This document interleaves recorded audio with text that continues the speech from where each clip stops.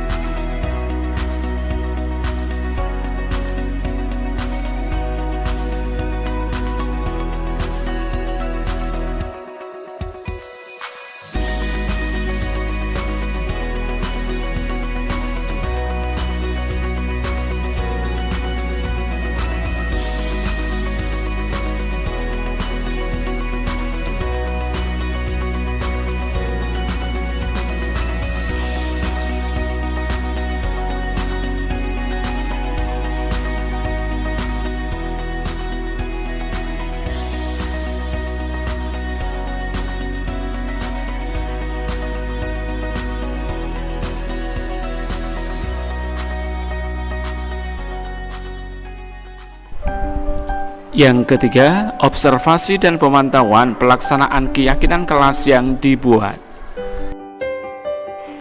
Yang keempat, diseminasi atau berbagi praktik baik terkait pemahaman dan pengalaman budaya positif terhadap kepala sekolah, guru, dan staf karyawan di lingkungan SMA Islam Raudhatut Thalibin.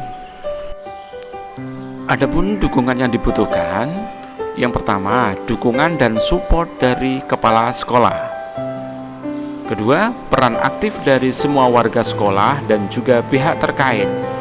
Dan yang ketiga, kolaborasi dan dukungan dari para orang tua. Berikut ini adalah diseminasi pemahaman dan pengalaman penerapan budaya positif di lingkungan SMA Islam Raudhatut Thalibin, Bungo, Wedung, Demak. Bismillahirrahmanirrahim. Assalamualaikum warahmatullahi wabarakatuh. Hamdan wa syukran lillah, wassalatu wassalamu ala rasulillah, wa la hawla wa la quwata illa amma ba'da.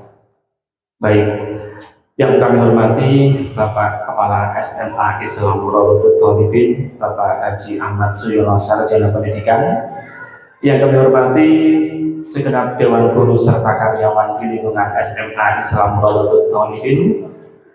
Puji syukur alhamdulillah senantiasa kita panjatkan kehadirat Allah Subhanahu wa taala. Pada kesempatan pagi menjelang siang ini kita masih mendapatkan limpahan rahmat, taufik, hidayah serta inayahnya sehingga kita semuanya bisa bermuajahah, bisa bertatap muka dalam rangka diseminasi budaya positif di sekolah dalam rangka sebagai bentuk aksi nyata modul 1.4 program pendidikan guru penggerak.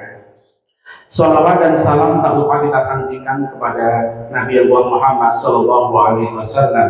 Di qaulina Allahumma sholli ala Sayyidina Muhammad wa ala ali Sayyidina Muhammad. Semoga kita termasuk umatnya yang pada nantinya mendapatkan syafaatul uzma fi yaumil qiyamah. Amin amin Allahumma amin. Bapak dan Ibu, coba saya cek dulu semangatnya. Oke. Semangat pagi. Oh, luar biasa. Baik, gimana kabarnya Bapak Ibu? Sehat? Alhamdulillah, kita masih dalam lindungan Allah Subhanahu wa taala. Baik, Bapak dan Ibu yang berbahagia, perkenankanlah kami mohon izin untuk sekedar berbagi bersama, kita berbagi praktik baik. Bukan kami bermaksud menggurui atau bukan kami bermaksud mengajari panjenengan, tapi kita berbagi praktek baik, gitu ya. Sesuatu kalau diamalkan, insya Allah nanti akan berbuah manis.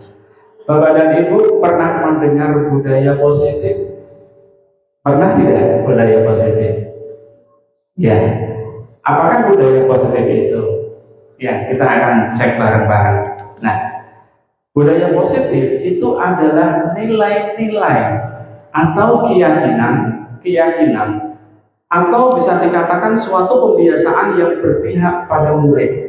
Ya, jadi ini kita penekanannya pada murid yang di dalamnya itu mengandung sejumlah kegiatan yang mampu menumbuhkan karakter murid. Ya, jadi pada nantinya kita akan membahas hal-hal yang terkait dengan budaya positif di lingkungan sekolah kita, di lingkungan SMA Robin kita tercinta. Baik Bapak dan Ibu. Nah, ada 8 tema nanti yang akan kita pelajari dalam konsep budaya positif ini. Ada perubahan paradigma belajar, kemudian ada disiplin positif, ada nilai-nilai kebajikan universal, ada kebutuhan dasar manusia, motivasi perilaku manusia, posisi kontrol diri, keyakinan kelas, dan juga segitiga restitusi. Kita akan kupas satu persatu Bapak Ibu. Nah, coba sebelum kita masuk pada sesi materi Bapak Ibu, saya minta pendapat panjenengan semuanya. Yang pertama, pemberian hukuman dapat mendisiplinkan anak. Setuju apa tidak? Setuju. Setuju. Coba pilih Mas. Iya. Panjenengan setuju enggak seperti itu? Kenapa setuju? Karena dengan hukuman tersebut bisa membuat anak jela dan tidak mengulangi kesalahan yang sudah dilakukan, seperti itu. Oke, baik. Terima kasih Bu Imas, luar biasa. Ya, saya sependapat dengan pendapatnya Bu Imas. Yang kedua, coba hukuman positif seperti membaca dan juga membersihkan kelas dapat membentuk kedisiplinan anak. Setuju apa tidak, Bapak Ibu? Setuju. Baik. Yang ketiga, adanya peraturan kelas atau sekolah menjadikan anak lebih disiplin. Setuju? Setuju. Bu Fitri setuju apa tidak? Setuju. Nah, kemudian yang terakhir, apakah pemberian reward ataupun hadiah itu bisa meningkatkan motivasi belajar anak? Setuju tidak Bapak Ibu? Setuju. Baik. Ya, jadi ini merupakan pertanyaan tematik sebelum kita melangkah jauh kepada materi kita, Bapak Ibu. Nah, sebelumnya perlu saya sampaikan dulu Bapak Ibu, ya ini adalah Ki Hajar Dewantara. Ya, beliau adalah tokoh pendidikan nasional, ya, dengan nama Suwardi Suryanendra atau lebih kita kenal dengan Ki Hajar Dewantara, biasa disingkat dengan KHD. Nah, ini ada sesuatu yang menarik Bapak Ibu. Sebelum saya mengikuti pendidikan guru penggerak, program pendidikan guru penggerak, itu menurut saya seorang bayi yang baru lahir itu seperti kertas putih, atau dulu waktu kita kuliah kita kenal ada teori tabula rasa, ya. Jadi selembar kertas putih kosong, ya, kemudian lingkungan, keluarga nanti yang akan membentuk seperti itu. Akan tetapi setelah saya mengikuti program pendidikan guru penggerak, ternyata menurut Ki Hajar Dewantara, ya, anak itu dilahirkan bukan dalam keadaan kosong. Sebenarnya anak itu dilahirkan sudah ada guratan-guratan halus, ya, sudah ada coretan-coretan halus. Nah, tugas orang tua, tugas kita sebagai guru itu adalah menebalkan coretan-coretan yang ada. Karena apa? Sebenarnya anak itu sudah punya kodrat. Ya, setiap anak yang dilahirkan itu sudah punya potensi. Tinggal bagaimana kita sebagai orang tua dan guru meningkatkan atau mengembangkan potensi yang ada pada si anak, begitu. Nah, menurut Ki Hajar Dewantara, pendidikan diartikan sebagai tuntunan dalam hidup tumbuh kembangnya anak-anak, menuntun segala kodrat yang ada pada anak. Ya, jadi kodrat yang ada pada anak itu ada dua, ada kodrat alam dan juga kodrat zaman. Kodrat alam itu artinya potensi yang ada pada diri anak, sementara kodrat zaman itu kita harus mendidik anak sesuai dengan zamannya. Adibu auladakum ila zamanikum. Ya, jadi kita mendidik anak sesuai dengan zamannya. Kalau kita mendidik anak-anak kita sekarang sama seperti yang kita mulai dulu ketika kita masih pendidikan, tentunya sangat berbeda. Nah, begitu Bapak Ibu. Nah, kemudian kita masuk pada materi yang pertama, perubahan paradigma belajar. Oke, Bapak Ibu, di depan panjenengan ada kertas kuning, ya, ada kertas kuning. Nah, panjenengan yang berpasangan salah satu saja. Nah, coba ambil sepotong kertas, kemudian remas dan genggamlah. Nah, coba dipraktekkan. Ambil kertas, ya, diremas, ya, digenggam dan diremas. Rekan Anda mencoba dengan segala cara untuk membuka kepalan tangan Anda. Coba, ya, dikepal, coba, dikepal, ya. Rekan Anda membujuk, menghardik, mengintimidasi, memarahi, menggoda, bahkan menawari uang agar Anda bersedia membuka kepala tangan Anda. Anda bersedia tidak? Anda bersedia tidak membuka? Bersedia tidak? Bersedia. Iya. Bersedia tidak? Oke, cukup. Nah, pelajaran apa yang bisa kita ambil Bapak Ibu? Siapakah yang bisa mengendalikan? Siapakah yang bisa mengontrol Anda membuka kertas itu? Siapa? Apakah orang lain? Dengan segala cara, bahkan teman Anda tadi, rekan Anda tadi menawari uang, merayu, membujuk, bisa enggak merebut kertas dari tangan Anda? Ibaratnya kertas itu adalah sebongkah berlian, ada pada Anda. Kemudian ada teman Anda merebut sebongkah berlian itu dengan berbagai cara. Bahkan kalau perlu menawari uang agar Anda mau melepaskan berlian itu. Apakah Anda melepaskannya? Tidak. Iya. Apa pelajaran yang bisa kita ambil dari kasus ini? Siapa yang bisa mengendalikan kita? Ya kita sendiri. Ya, jadi ibda binafsi. Mari kita mulai dari diri kita sendiri. Begitu Bapak Ibu. Nah, apakah Anda membuka kepalan tangan Anda? Apa alasannya? Membuka enggak tadi? Enggak. Oke. Apakah Anda menutup kepalan tangan Anda? Coba mestinya. Pertanyaan kedua, apakah Anda menutup kepalan tangan Anda? Iya, Pak. Karena saya tidak ingin apa yang ada dalam genggaman saya diambil oleh orang lain. Jadi alasan yang saya harus lakukan pertama kali adalah saya harus menggenggamnya dengan kuat. Baik, terima kasih. Nah, dalam kegiatan ini, siapa yang sesungguhnya memegang kendali atau kontrol untuk membuka dan menutup kepalan tangan? Siapa? Iya, diri kita sendiri Bapak Ibu. Jadi tetap diri kita sendiri, bukan orang lain. Kita lanjutkan. Nah, itulah tadi yang disebut dengan perubahan paradigma belajar. Jadi belajar di masa lalu tidak sama seperti belajar di masa sekarang. Jadi dulu kita kenal ada teori stimulus respon. Maka sekali ini maka kita akan menggunakan teori kontrol. Nah, dalam teori stimulus respon, realitas kebutuhan kita adalah sama. Ya, sementara dalam teori kontrol, realitas kebutuhan kita berbeda. Ya, panjenengan setuju yang mana? Kebutuhan kita sama enggak? Sama enggak? Kebutuhan kita sebagai guru, profesi kita sebagai guru, dengan kebutuhan Pak Tani yang bekerja di sawah, sama apa tidak? Tidak sama. Kemudian semua orang melihat hal yang sama. Ya, semua orang itu melihat hal yang sama. Ya, contohnya gini, Bapak Ibu mungkin sering membaca buku-buku motivasi. Apa indikatornya orang sukses itu? Apa indikator orang sukses? Punya mobil Pak? Wah, apalagi? Rumahnya mewah, mepet sawah gitu ya. Apalagi indikator sukses? Iya, baik. Produknya atau barang yang dibawa OODD-nya branded misalkan. Nah, seperti itu. Semua orang melihat hal yang sama, itu paradigma dulu. Indikator kesuksesan itu, wah rumahnya bagus, mobilnya 10, motornya 100 misalkan. Itu dulu. Sekarang setiap orang memiliki gambaran yang berbeda.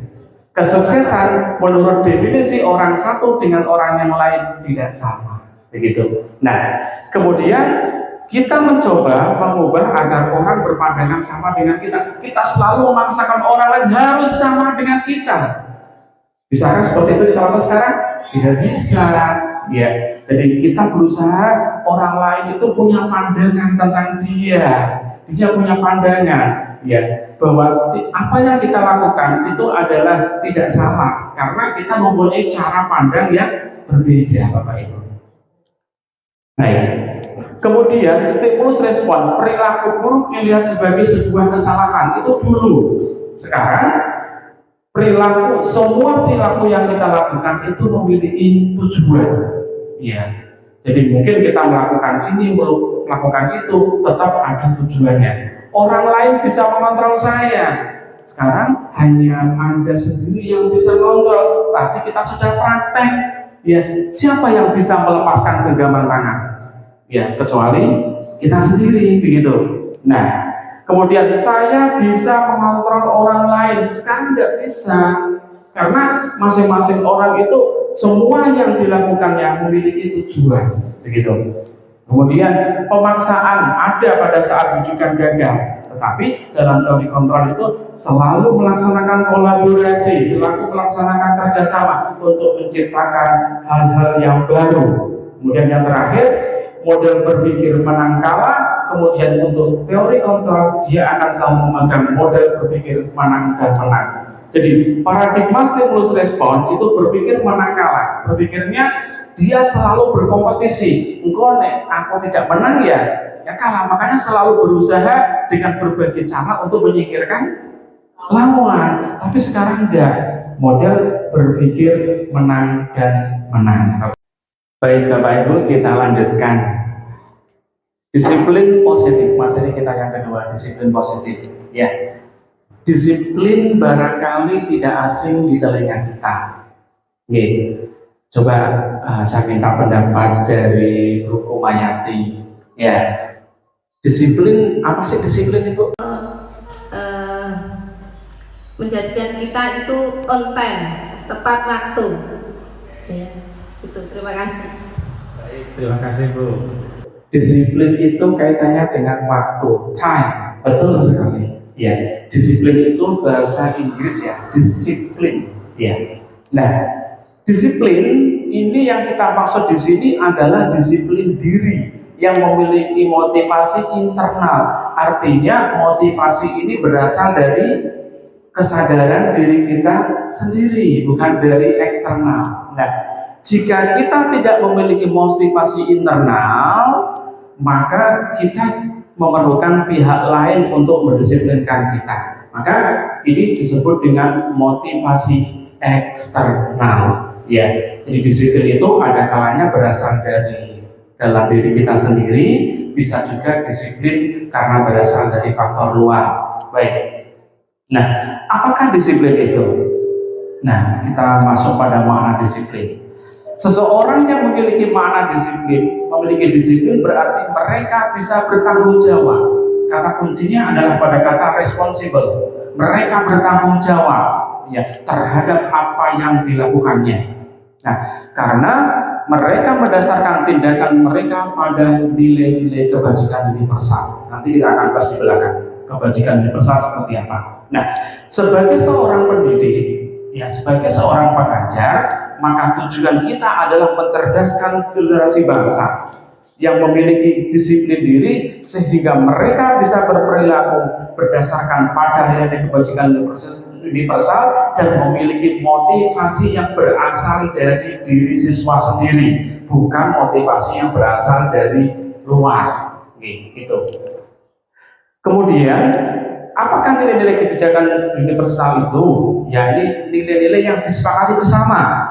Nilai yang lepas dari suku bangsa, agama, bahasa, ataupun yang lainnya. Nilai-nilai ini merupakan payung besar dari sikap dan perilaku kita, atau nilai-nilai ini merupakan fondasi kita dalam berperilaku. Nah, nilai-nilai positif ini atau nilai-nilai kebajikan universal ini ada beberapa versi. Yang pertama, ini sesuai dengan tujuan dari program Merdeka Mengajar adalah pembentukan dari P3. Apa P3 Bapak Ibu? Profil pelajar Pancasila, dimulai dari beriman, bertakwa kepada Tuhan yang Maha Esa dan berakhlak mulia, berkebinakaan global, gotong royong, kreatif, bernalar kritis dan juga mandiri. Ya, jadi tujuan dari program Merdeka Mengajar yang dicanangkan oleh Menteri Pendidikan dan Kebudayaan. Kemudian, disiplin positif lagi nilai-nilai kebijakan universal berdasarkan IPO Primary Yes Program. Nilai-nilai kebajikan universal itu ada toleransi, ada rasa hormat, integritas, mandiri, menghargai, entusias, empati, keingintahuan, kreativitas, kerjasama, percaya diri, dan komitmen. Jadi nilai-nilai ini yang mendasari siswa kita untuk bisa memunculkan motivasi yang berasal dari intrinsik, yang berasal dari dalam.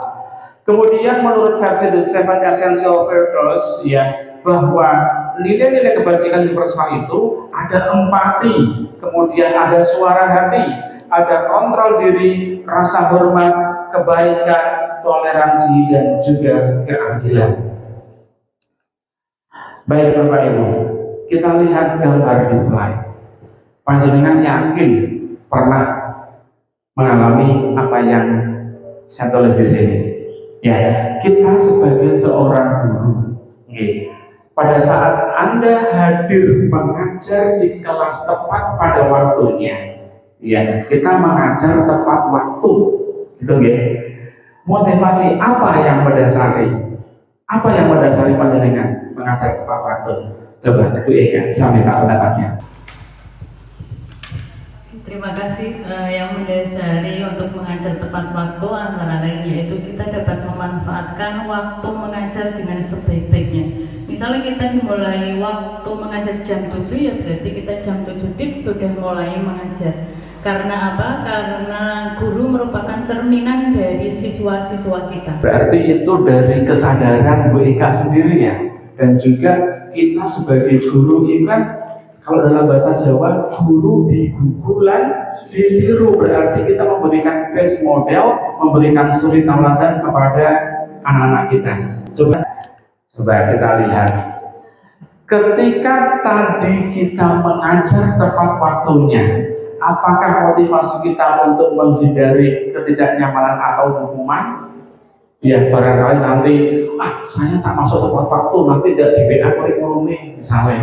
Ya, saya tidak masuk tepat waktu, nanti Pak Yono nanti keliling misalkan. Nah, apakah seperti itu motivasinya? Ataukah yang kedua, untuk mendapat imbalan atau penghargaan orang lain? Saya tepat waktu, nanti kalau dilihat Pak Yayasan, dia nanti saya dapat reward misalkan begitu. Iya, saya masuk tepat waktu, nanti biar masuk kategori guru berprestasi tingkat sekolah misalkan, ya. Atau yang ketiga, untuk menjadi orang yang kita inginkan sesuai dengan kita sendiri, menghargai diri kita sendiri dengan nilai-nilai yang kita yakini sendiri. Ya, di antara sekian ini, menurut panjenengan yang lebih tepat yang mana? Yang ketiga, ya, baik. Nah, ini saya jelaskan. Poin 1, Anda tepat waktu karena tidak ingin ditegur oleh atasan dan kemudian mendapat surat peringatan, berarti Anda menghindari ketidaknyamanan dan hukuman, cari aman bahasa kasarnya. Ya, jadi itu motivasinya. Kemudian yang kedua, ketika panjenengan tepat waktu masuk di kelas, kemudian ingin mendapatkan pujian dari atasan atau mendapatkan penghargaan sebagai karyawan atau guru berprestasi, jelas itu motivasinya ingin mendapatkan imbalan atau penghargaan. Tetapi ketika Anda ingin menghargai waktu, menghargai diri Anda sendiri, ingin menjadi teladan bagi murid-murid karena Anda percaya bahwa tindakan Anda sebagai guru akan dicontoh murid-murid Anda, berarti Anda menghargai diri panjenengan sendiri. Dan inilah motivasi ini yang coba kita bangun. Panjenengan pasti tidak asing dengan teori reward and punishment, bahwa dalam pendidikan ada yang namanya reward, hadiah, ada yang namanya punishment atau hukuman. Coba mencatat 100 kali di dalam buku kalimat "saya tidak akan terlambat lagi karena terlambat ke sekolah", itu termasuk hukuman atau konsekuensi? Hukuman atau konsekuensi? Yang menjawab hukuman tadi jadi coba. Hukuman, Pak Su'er, Bu Kumi, Bu Fitri, Bu Imas, Bu Eka. Hukuman ya? Oke. Yang menjawab konsekuensi? Iya, 2 orang. Saya minta pendapatnya. Yang hukuman. Kenapa panjenengan jawab hukuman?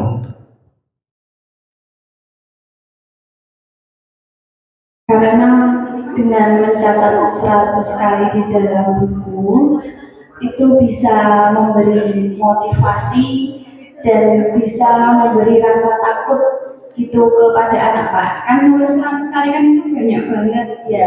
Jadi nek aku terlambat lagi berarti mungkin besoknya lagi lebih dari 100 seperti itu. Oke, baik, terima kasih. Tadi hukuman ya, hukuman. Yang menjawab konsekuensi.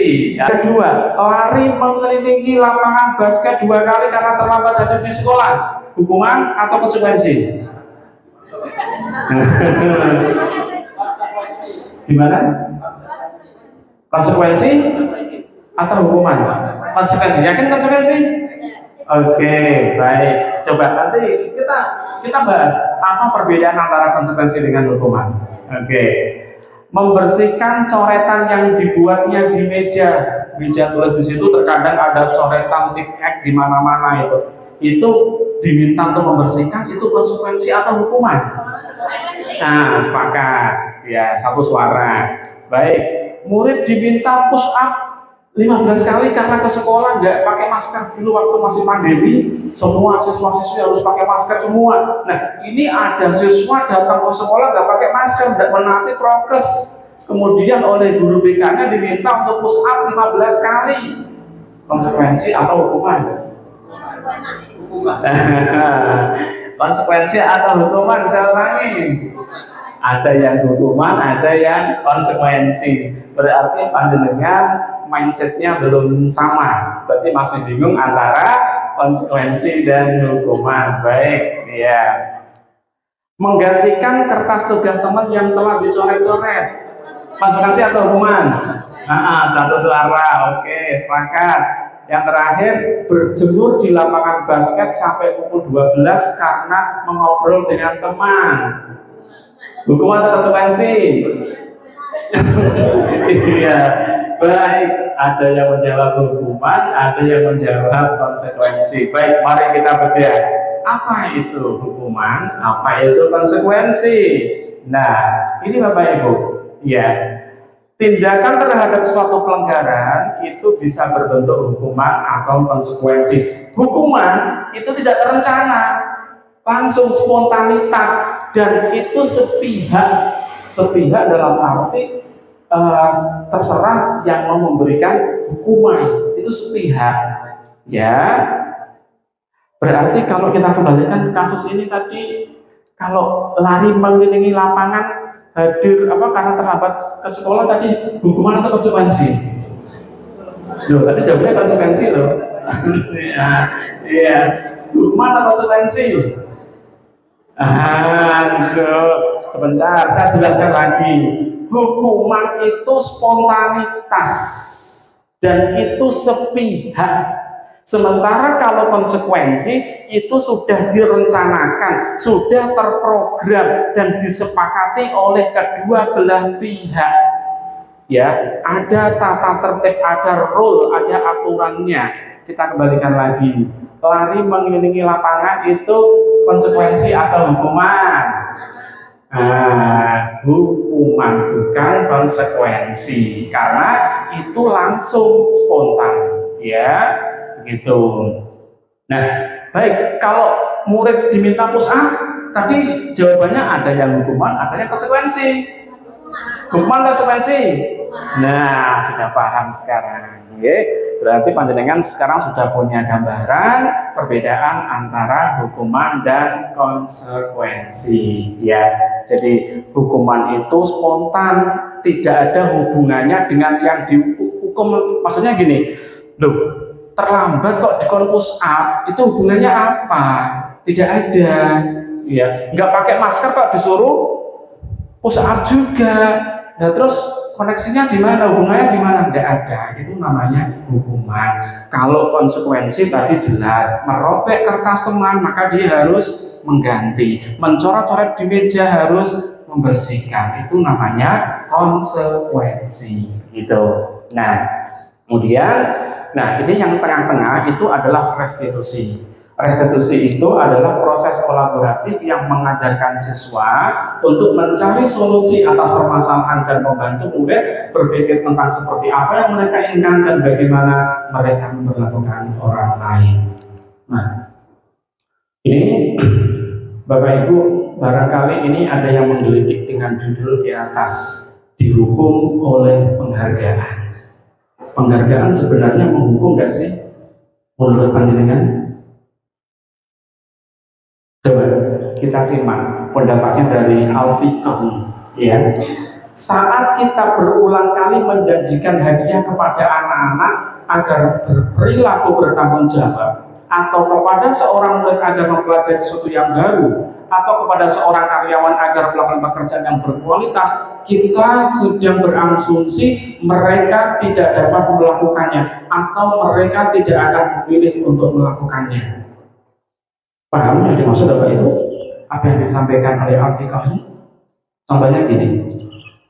Nah, ya, kalau kamu nanti dapat peringkat 1 di kelas, tak tumbaski HP, tak belikan HP.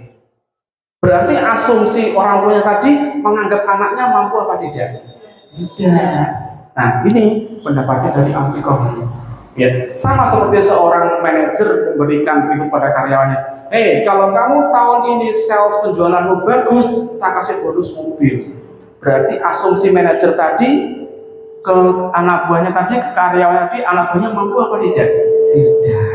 Nah, itu yang dimaksud dengan dihukum oleh penghargaan, gitu ya. Nah, penghargaan itu sama. Iya.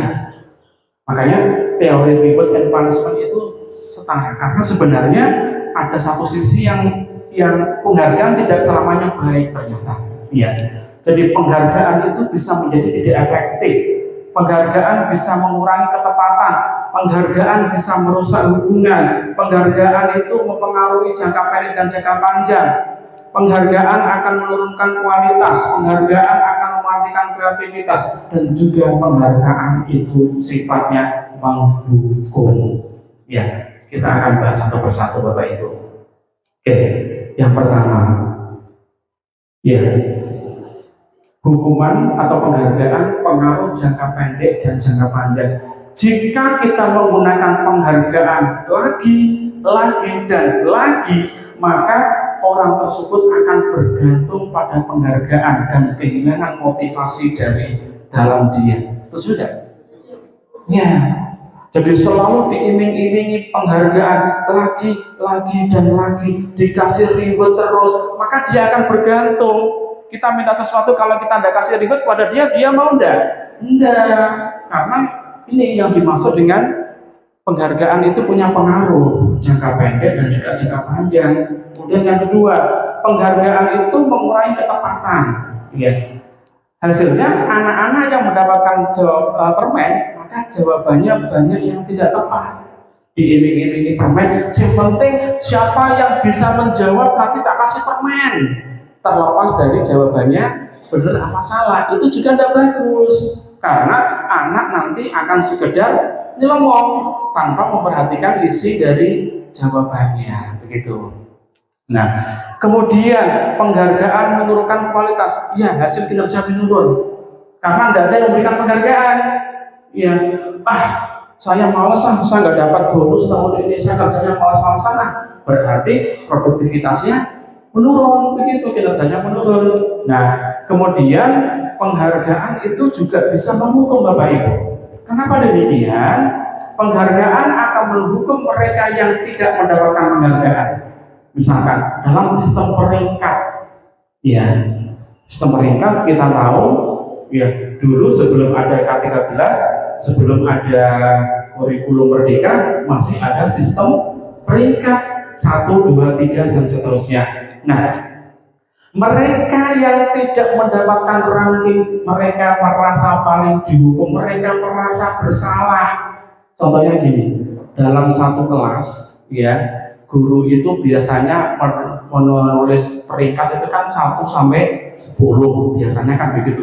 Bangga kalau dapat posisi the big 10. Nah, tetapi mereka yang dapat peringkat 11, 12, apalagi peringkat buncit paling belakang, mereka bagaimana perasaannya Bapak Ibu?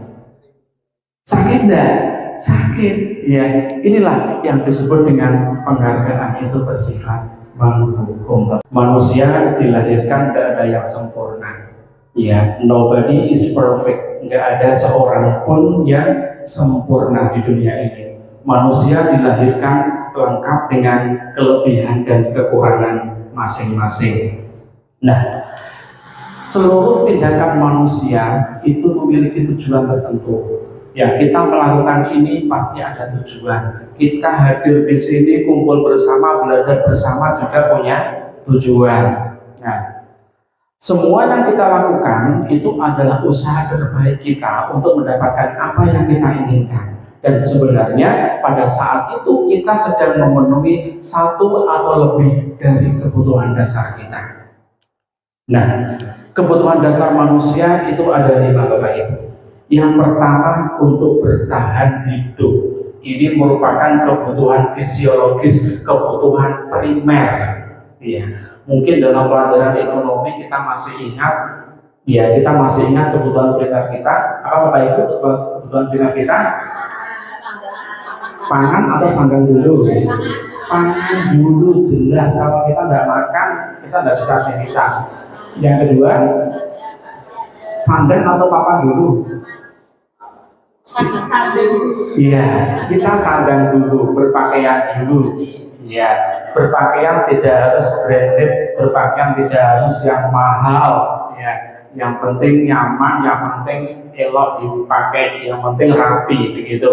Kemudian yang ketiga baru papan, ya tempat tinggal. Nah, nih.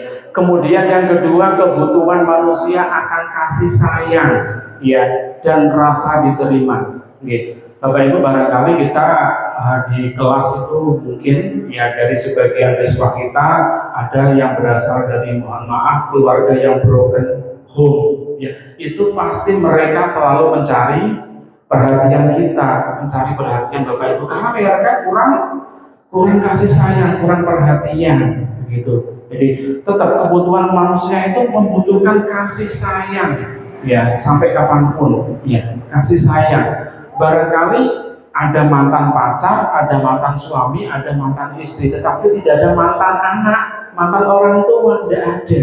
Ya, itulah yang disebut dengan kasih sayang. Ya, jadi kasih sayang itu ya akan berlangsung sepanjang masa.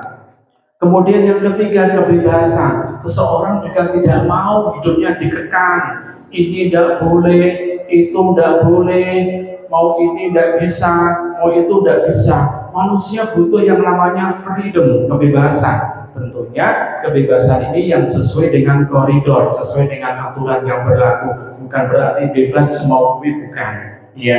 Kemudian yang keempat, manusia juga butuh having fun, butuh kesenangan, ya di saat kita banyak pekerjaan, ya kerjaan menumpuk, ada kalanya kita refreshing sejenak, tidak usah mahal-mahal, ya kita jalan-jalan ke sawah, kita melihat yang hijau-hijau, itu juga salah satu refreshing. Bahkan refreshing itu bisa juga kita muter desa, itu juga bagian dari refreshing, ya yang bahasa sekarangnya itu healing gitu Bapak Ibu ya, healing begitu. Ya, healing tidak harus ke Turki, tidak harus ke Dubai, tidak harus ya. Healing samping rumah juga bisa, healing dengan kumpul bareng, makan bareng dengan keluarga kita juga bisa. Itu namanya kebutuhan kesenangan. Ya, dan yang kelima, kebutuhan akan penguasaan. Penguasaan dalam arti kita ingin punya sesuatu, kita ingin punya rumah, kita ingin punya investasi, kita ingin punya lahan dan sebagainya. Ini 5 ini merupakan kebutuhan dasar manusia. Nah, Bapak Ibu, coba dilihat di slide, ada kasus Bapak Ibu. Ya, Ibu Ambar, ya, itu nama fiktif ya, Ibu Ambar, kebetulan aja. Nah, guru wali kelas 2A di SD Pelita Hati sedang bingung menghadapi olah salah satu murid di kelasnya, namanya Doni. Ya, beberapa anak di kelas 2A telah datang padanya dan mengeluhkan kalau Doni itu sering meminta bekal makan siang mereka dengan paksa. Nah, jika Anda mau menghadapi situasi yang dihadapi oleh Ibu Ambar, apa yang akan Anda lakukan? Menurut Anda, kira-kira apa alasan Doni melakukan hal itu? Saya minta pendapatnya Bu Rusna. Baik, terima kasih Bapak. Menurut saya, bagaimana menghadapi kasusnya Doni ini? Yang pertama, kita bisa langsung memanggil Doni, berbicara dari hati ke hati, apa alasannya. Kemudian setelah kita tahu alasannya, kita tawarkan memetik solusi dari alasan tersebut. Kalau disuruh mengira-ngira ya Pak ya, apa alasan Doni melakukan, bisa jadi karena dia kurang diperhatikan orang tua, tidak seperti teman-temannya yang diberi bekal makan siang. Bisa juga karena uang sakunya mungkin kurang, atau bisa juga karena memang dari dirinya sendiri butuh perhatian. Bisa juga karena memang terkadang ada watak atau kepribadian yang seperti itu. Terima kasih. Baik, luar biasa. Iya. Terima kasih jawaban dari Bu Husna, luar biasa. Iya. Tepuk tangan untuk Bu Husna. Iya, jawabannya luar biasa. Iya. Ini. Jadi panjenengan terutama yang bertugas sebagai kelas manajer atau wali kelas suatu saat akan menghadapi situasi seperti ini. Iya. Dan kita sebagai seorang wali kelas harus bijaksana. Kita tidak boleh sepihak. Doni kamu itu salah sambil tunjuk-tunjuk kayak gitu. Itu tempo dulu Bapak Ibu. Sekarang sudah tidak seperti itu. Ya, jadi zaman dulu ketika guru marah-marah sambil tunjuk-tunjuk, kalau perlu menghapus terbang. Ya, sekarang bukan zamannya lagi. Ya, sekarang zamannya adalah pendidikan yang berpihak kepada murid. Apalagi kita nanti di IKM akan belajar tentang proses mengajar berdiferensiasi sesuai dengan kebutuhan anak, begitu. Nah, begini Bapak Ibu penjelasannya. Dalam kasus tersebut, jika jawaban Doni ketika ditanya adalah karena dia merasa lapar, ya, dan orang tua yang tidak memberikan bekal makan siang, maka kebutuhan dasar yang sedang berusaha dipenuhi adalah kebutuhan bertahan hidup. Ya, karena kalau dia nggak makan, dia nggak survive. Ya, dia akan bisa hidup. Orang hidup butuh makan. Ya, makan untuk hidup atau hidup untuk makan. Ya, makan untuk hidup, bukan hidup hanya untuk makan, begitu. Nah, kemudian yang kedua, apabila Doni menjawab alasannya, dia mengambil bekal temannya karena dia merasa senang temannya memperhatikan, dia cari perhatian. Wah, ini coba bekalnya saya ambil, kira-kira teman saya gimana? Nah, berarti dan temannya tadi yang diambil itu mengadu melaporkan kepada gurunya, dan guru memberitahu orang tua si Doni dan orang tua memperhatikan dia, maka kebutuhan dasar yang sedang dipenuhi Doni adalah kebutuhan akan kasih sayang. Ya, jadi memang 5 kebutuhan dasar tadi itu ada pada setiap diri manusia, Bapak Ibu. Ya, cuma yang paling mendasar itu adalah kebutuhan untuk bertahan hidup, itu yang paling utama. Nah, baik, itu kaitannya dengan Doni Bapak Ibu. Sekarang kita masuk pada materi restitusi. Ya, restitusi. Kita berangkat dari pertanyaan pemantik Bapak Ibu. Ya, pertanyaan pemantik. Kita belajar dari kasus Anto sering terlambat datang ke sekolah. Ya, maaf ya, ini ada Anto dan Andi. Ya, sama sebenarnya, salah ketik typo. Nah, Andi sering terlambat datang ke sekolah. Dia tiba di sekolah saat jam 7.30 lebih.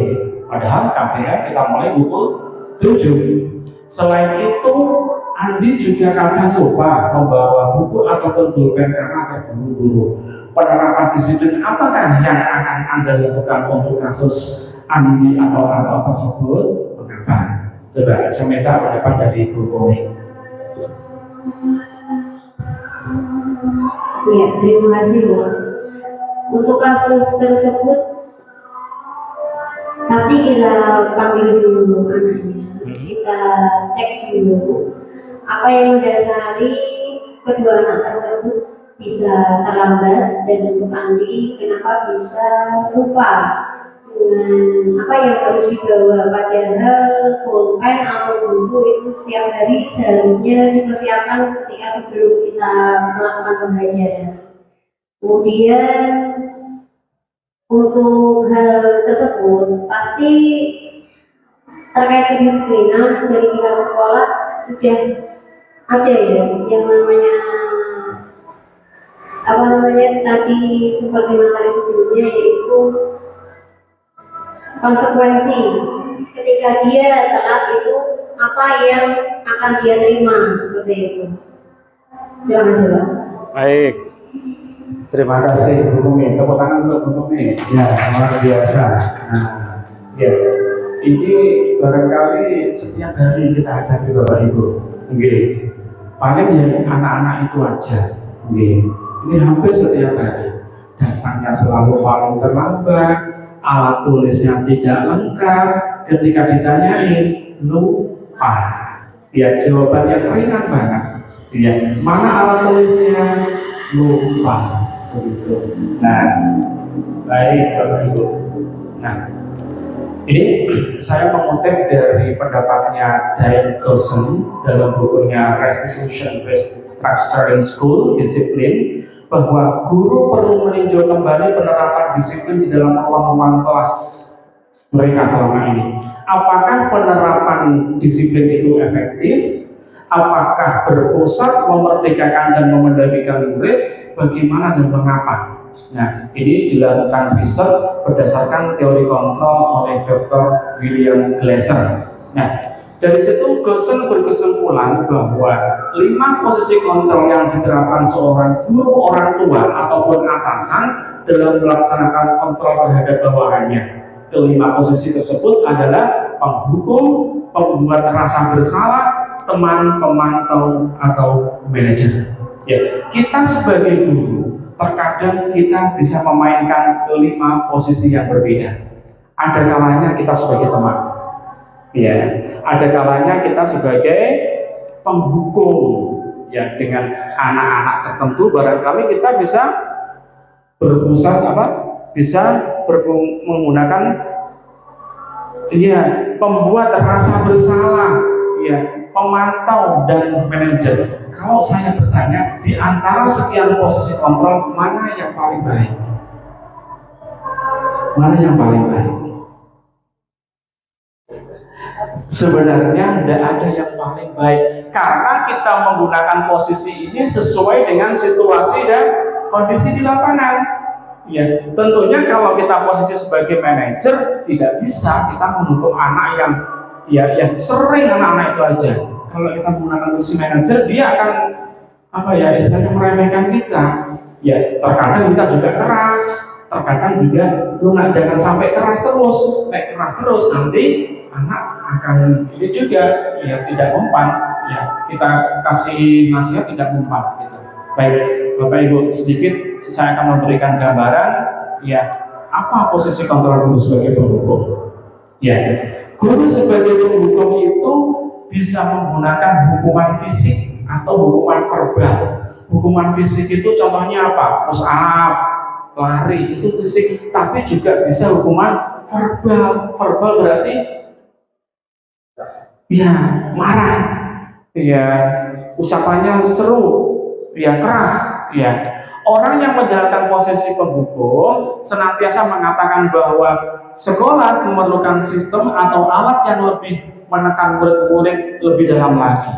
Ya, mereka akan mengatakan patuhi aturan saya, kalau tidak awas. Itu penghukum. Ya, kamu selalu aja. Ya, selalu pasti kamu yang terakhir berangkat.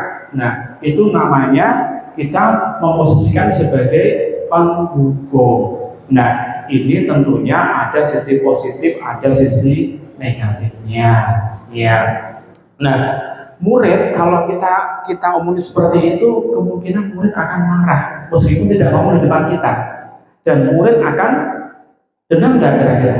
Bisa jadi, ya bahkan cenderung bersifat agresif, ya. Maka ketika kita marah di depan kelas, mereka akan duduk dan mereka akan mencoret-coret bukunya karena dia kesal dimarahi sama gurunya. Dia mencoret-coret bukunya sebagai pelampiasan dia, atau juga bahkan dijumpai ya karena dia dendam pada gurunya, akhirnya motor atau mobilnya gurunya digembosi. Ada nggak kasus itu?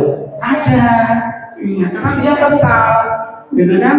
Dan juga bahkan ya saking kesalnya ada juga seorang murid yang menggores pakai paku mobil gurunya, misalkan. Itu udah parah, udah ekstrim itu, gitu ya. Nah, ini posisi sebagai penghukum, gitu. Nah, Kemudian pembuat rasa bersalah. Nah, posisi ini guru biasanya suaranya akan lebih lembut, ya, lembut tapi menukik, lembut tapi menyakitkan. Nah, gitu ya. Pembuat rasa bersalah akan menggunakan keheningan, ya, silent killer, ya, ya, dia akan diam, cenderung diam, tetapi sekali ngomong, jebret, langsung majleb begitu. Nah, dan membuat orang lain merasa tidak nyaman, merasa bersalah atau rendah diri. Contohnya, wah, ibu atau bapak sangat kecewa sekali dengan yang kamu lakukan. Iya, ngomongnya pelan banget, endingnya kecewa. Kemudian berapa kali ya bapak harus ngomong kepada kamu, ya, untuk tidak makan pada jam pelajaran. Iya. Kemudian gimana coba kalau orang tua tahu kalau kamu berbuat begini? Ya, itu berarti posisi sebagai pembuat rasa bersalah. Nah, di posisi ini murid akan memiliki penilaian yang buruk tentang diri mereka. Murid akan merasa dirinya tidak berharga, dan juga murid cenderung mengecewakan terhadap orang-orang yang selama ini disayanginya. Nah, jadi memang masing-masing posisi kontrol itu punya sisi positif, punya sisi negatif juga, gitu. Nah, kemudian yang ketiga, posisi teman. Nah, ini memposisikan murid sebagai seorang teman.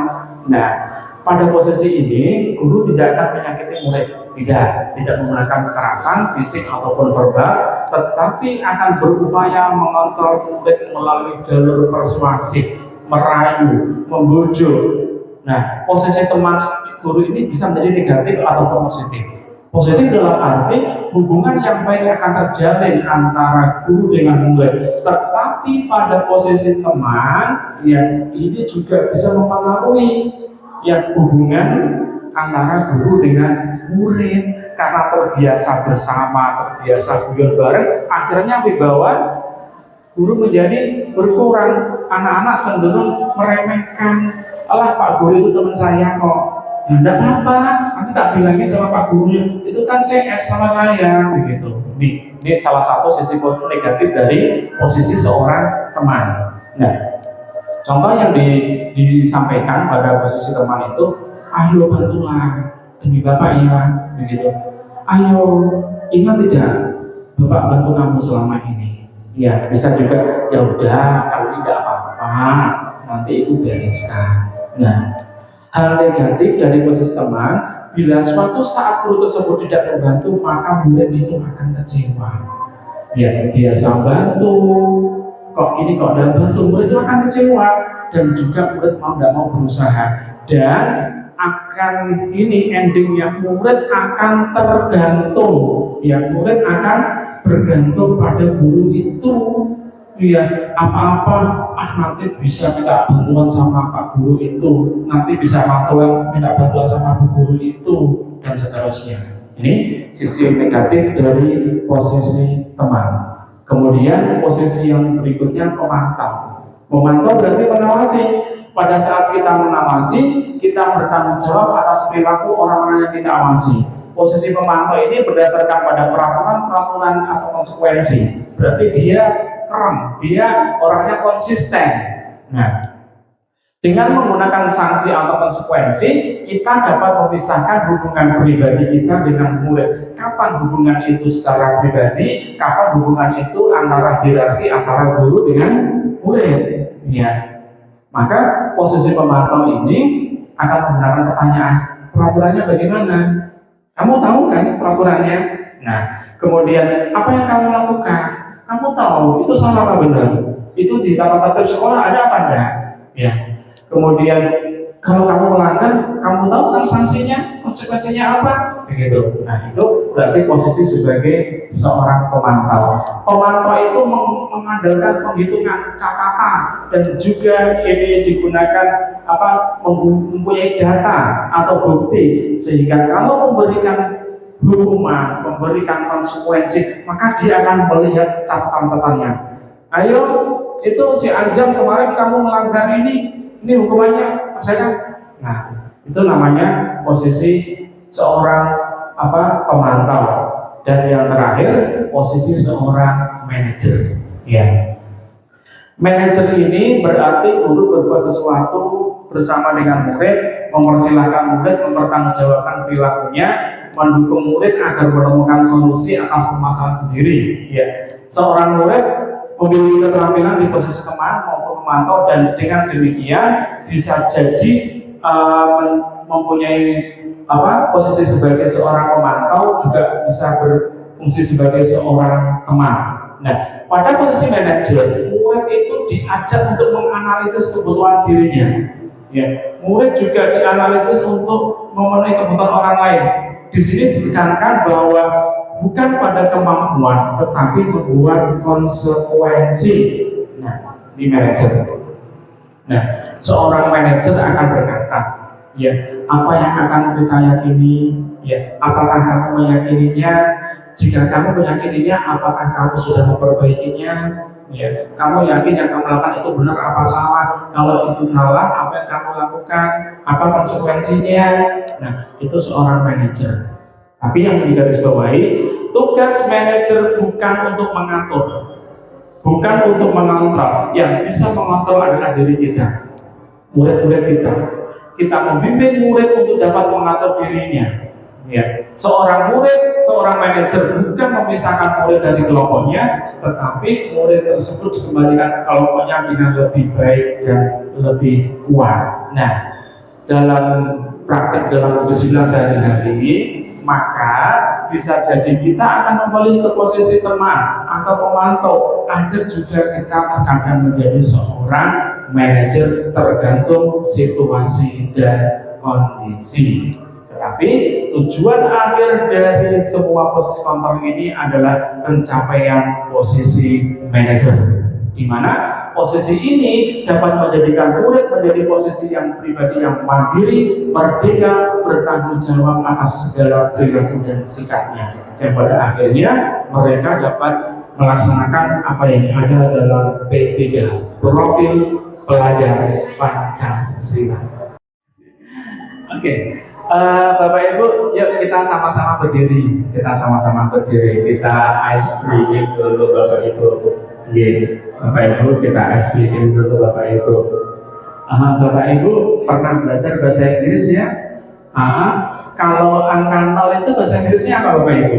0. Kalau 5, 5. Kalau 10, 10. Nah, Bapak Ibu kalau saya bilang 0 berarti menggenggam seperti ini. Kalau saya bilang 5 berarti tangan kanan. Kalau saya bilang 10 berarti semua 10. Oke, siap Bapak Ibu? Siap. Baik, oke. Kita mulai Bapak Ibu. 0, 5, 10. 10. Nah, 5, 0, 0, 5, 10. 10,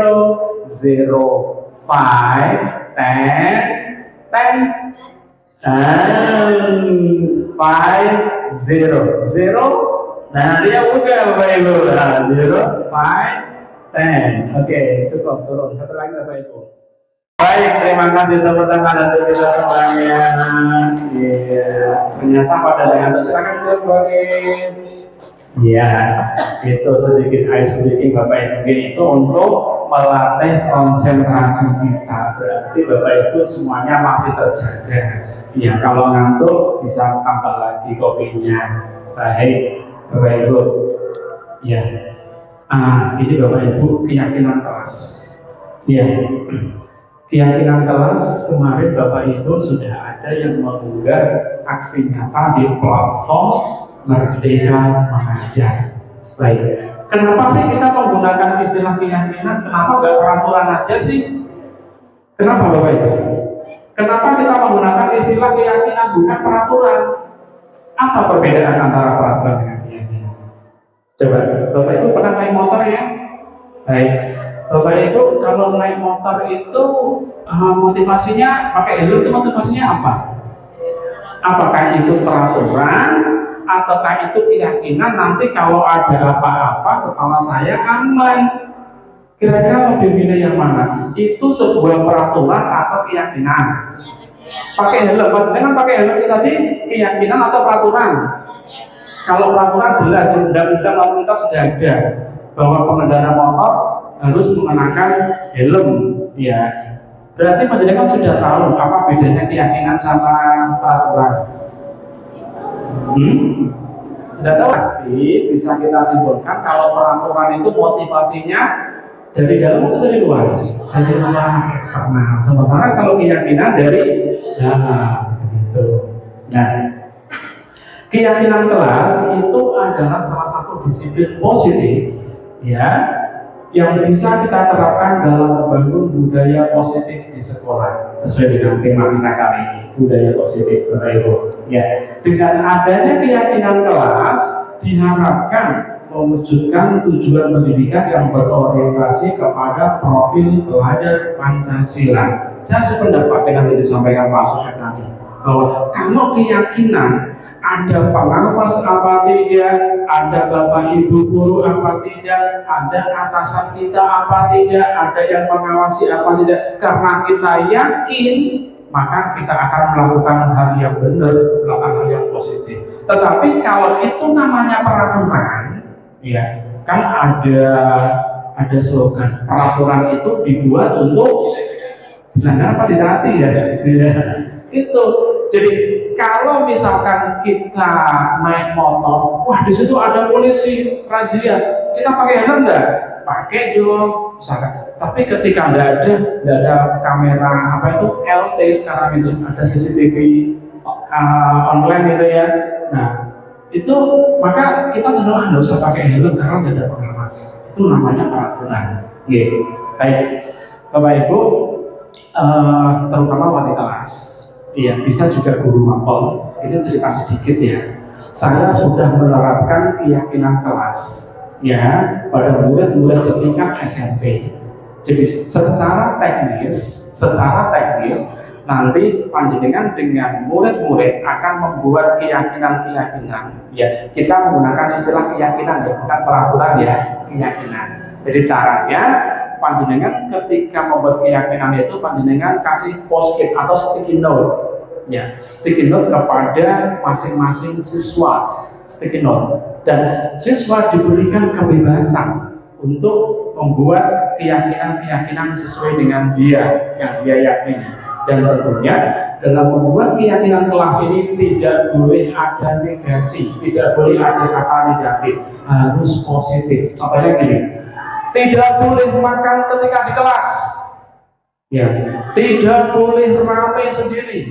Nah, tidak boleh rame, kita bisa menggantinya dengan redaksi yang lain, ya, selalu menghargai teman, selalu menghargai orang lain, ya, tidak boleh datang tepat waktu, datang terlambat, maka kita bisa mengganti dengan kalimat yang lain, menghargai waktu, itu bisa. Nah, teknisnya panjenengan ketika memberikan sticky note kepada anak-anak, kemudian sticky note itu ditempelkan. Ya, misalkan pada papan seperti yang ada di sini, ditempelkan. Nanti Bapak Ibu guru bisa menginventarisir sesuatu yang sama. Ya, si A, si B, si C dan seterusnya pasti ada item yang sama. Nah, itu kita inventarisir. Ya. Setelah kita inventarisir, terus kemudian kita sampaikan di kelas, kita floorkan di kelas. Anak-anak, ini keyakinan kelas yang kalian buat, 1, 2, 3, 4, 5, dan seterusnya. Apakah semuanya sepakat? Sepakat, Pak? Semuanya setuju? Setuju, Pak?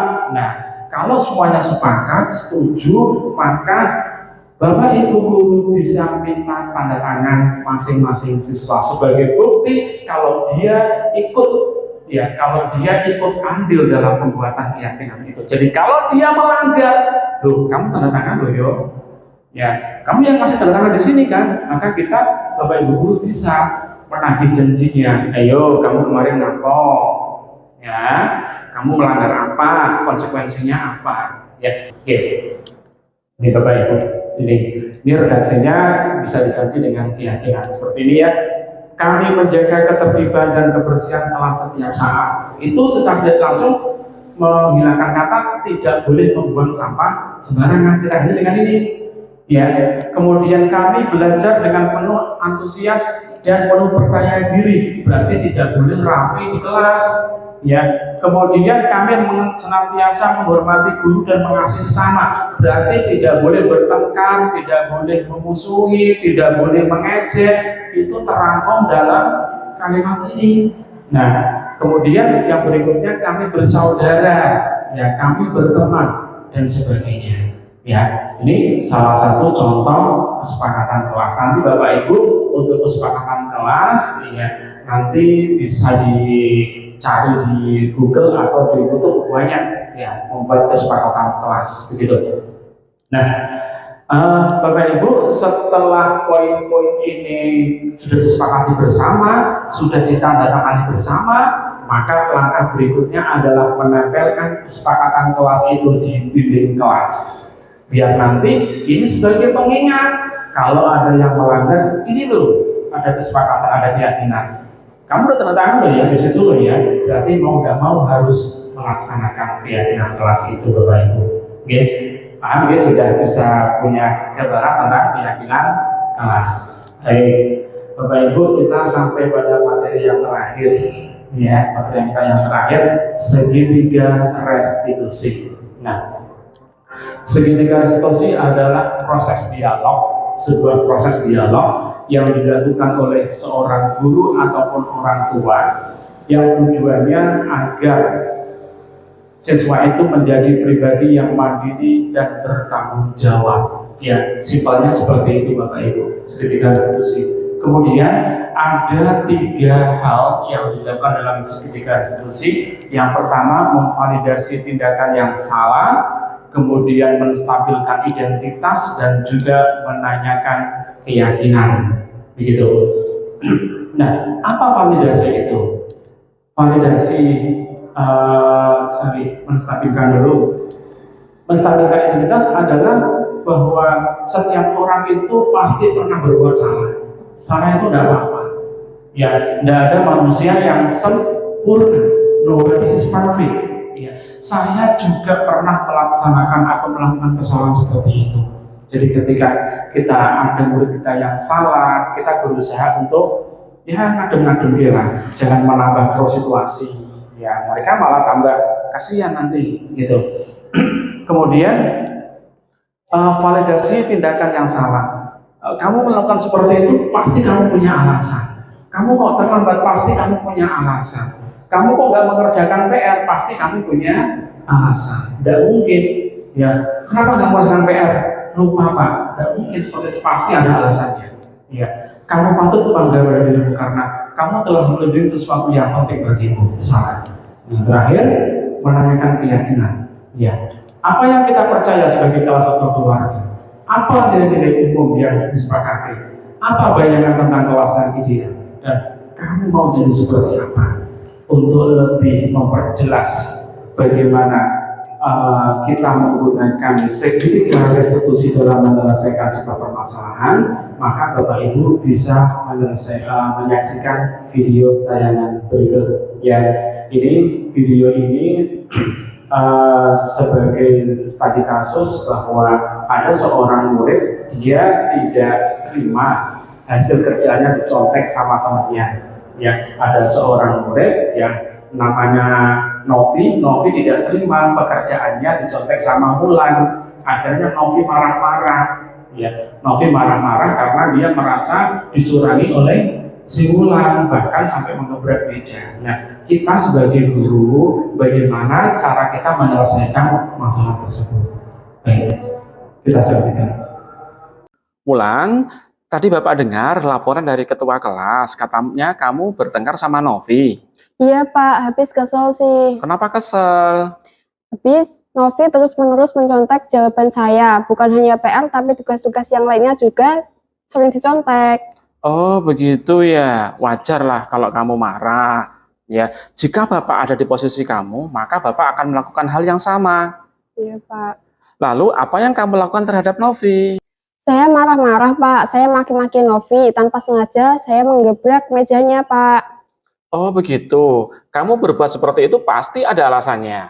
Iyalah Pak, masa saya sudah susah payah mengerjakan soalnya, tapi Novi malah mencontek tanpa berusaha sendiri. Ya wajar lah kalau kamu marah karena kamu tidak rela pekerjaanmu dicontek sama Novi. Bapak sangat menghargai tindakanmu. Untung saja kamu tidak memukul dia. Tidak, Pak. Nah, Ulan, sekarang kamu pikirkan, apa tindakanmu memaki-maki sama Novi dan sampai menggebrak meja itu sesuai dengan keyakinan kelas kita? Tidak, Pak.